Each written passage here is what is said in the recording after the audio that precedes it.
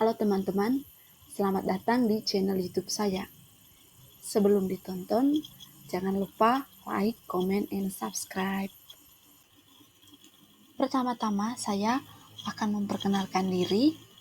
Nama saya Patricia Rezeki Endi dengan NPM 20201091.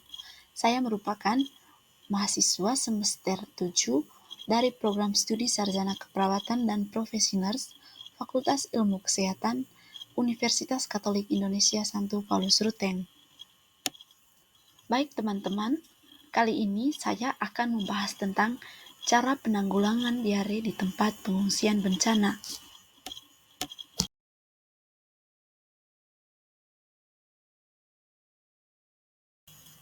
Oke, jadi mungkin teman-teman bertanya, apa sih itu diare? Jadi diare merupakan kondisi buang air besar atau feses dengan konsistensi lembek atau cair, bahkan hanya berupa air dan terjadi dengan frekuensi yang lebih tinggi dari biasanya, atau 3 kali atau lebih dalam satu hari. Kemudian, apa saja yang menjadi penyebab dari diare ini?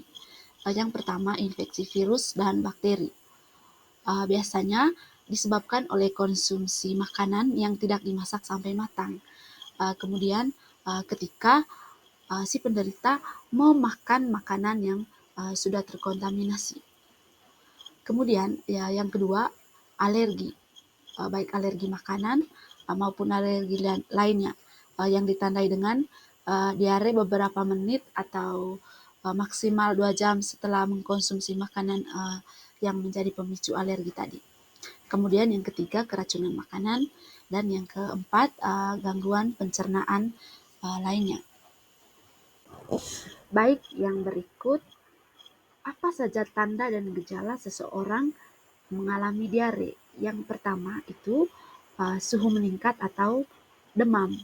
Yang kedua, tinja atau feses atau BAB cair, dan terkadang si penderitanya mengalami sakit perut atau perut kembung. Kemudian yang ketiga, nafsu makan menurun. Lalu yang keempat, berat badan menurun. Yang kelima, mulut dan kulit kering. Mulut dan kulit kering ini biasanya terjadi karena kekurangan cairan. Yang keenam, denyut jantung meningkat atau biasa disebut takikardi. Dan yang ketujuh, pasien gelisah. Baik, yang terakhir, apa saja yang bisa kita lakukan untuk mencegah terjadinya diare? Yang pertama, mencuci tangan dengan sabun dan air bersih. Cuci tangan merupakan hal yang paling umum dan paling mudah dilakukan untuk mencegah terjadinya diare.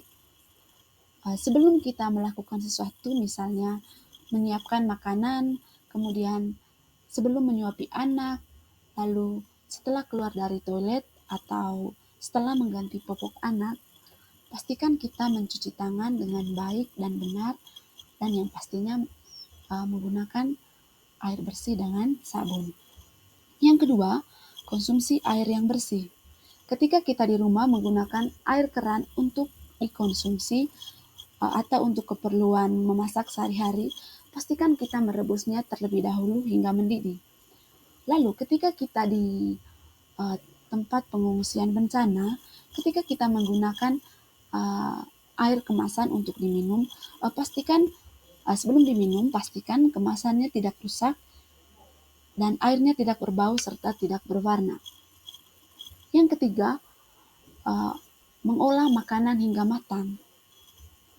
Sebelum memasak makanan, pastikan bahan makanannya dicuci terlebih dahulu hingga bersih, lalu dimasak sampai matang. Kemudian yang ketiga, yang keempat, fasilitasi sanitasi yang bersih.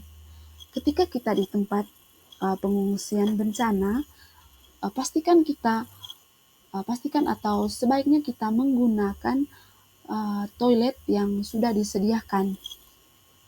Kemudian yang terakhir, kita harus menjaga kebersihan lingkungan. Contohnya, membuang sampah pada tempatnya.